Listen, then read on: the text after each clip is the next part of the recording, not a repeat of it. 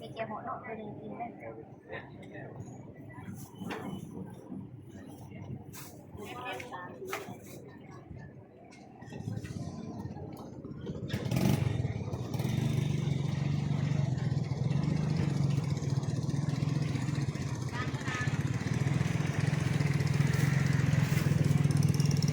บ้านนากระสังเมืองโขง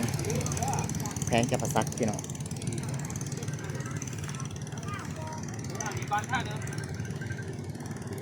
ป้านี่เป็นป้าน้ำคลองนะป้าน้ำคลองบ้านส่วนในกาน้ำบกลงแน่กาป้ากับร้ายพี่น้องจะโตพอดีกินตัวนี้โตขาวๆนี่ก็เป็นปลาเปิงหูดำให้เด็กข้าวมาอยู่ที่เหือส่วนนี้ส่วนน้ำบก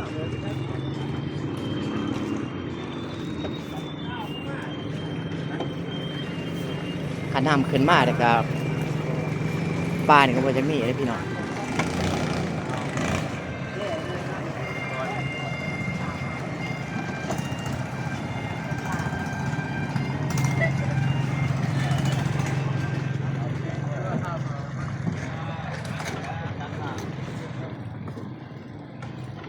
ประเภทปลานี่ปลาหน่อยปลาขาวนี่ปลาสอยปลาขาวปลาหางเหลืองนี่ประเภทปลาแดกปลาแดกที่ผสมโตแสบดีเจ้าปีได้พี่น้อง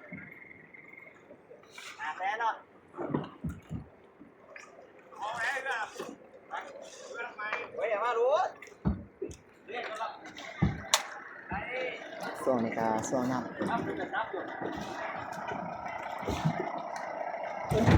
ปลาเขาขนมาเขาก็สามารถลงไว้อยู่นี่บ่ได้ต้องการก็เอาซื้อได้อยู่นี่เขาก็สิเตรียม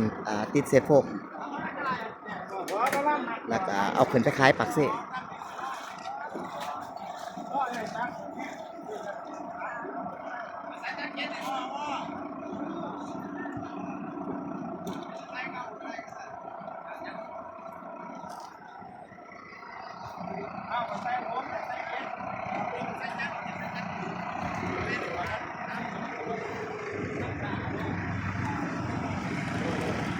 ยังเป็นอยู่ในป่ายังบีบอยู่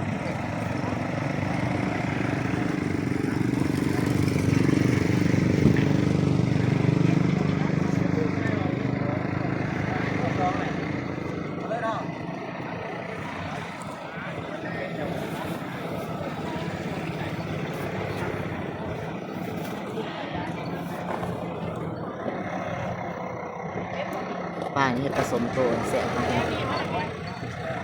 นี่เฮ็ดเจียวหอด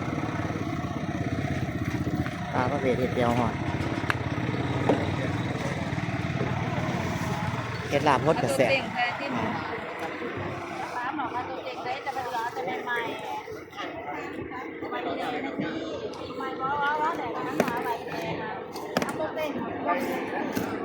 มีป่าบางน้ำร้านก็เลย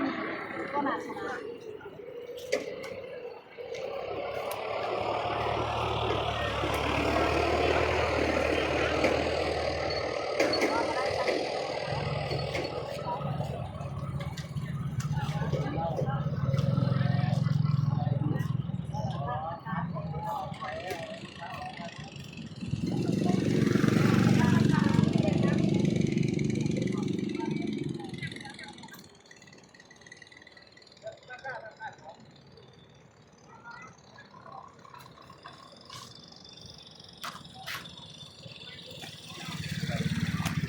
ปลานางแดง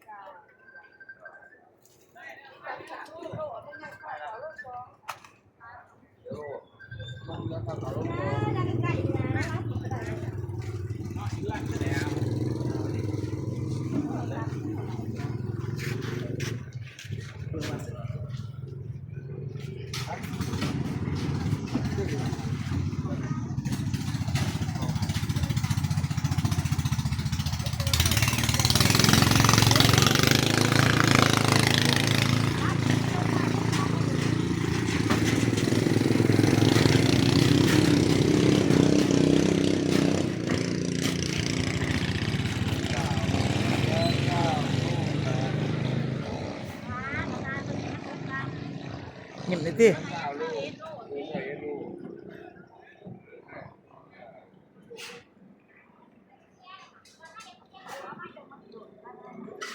เส้นทางตัวนี้ก็ออกไปตลาดบ้านนากระสังด้วยว่าไปคิวรถบริสิไปนครปักเสเมืองปักเสก็ออกไปทางนี้แหละ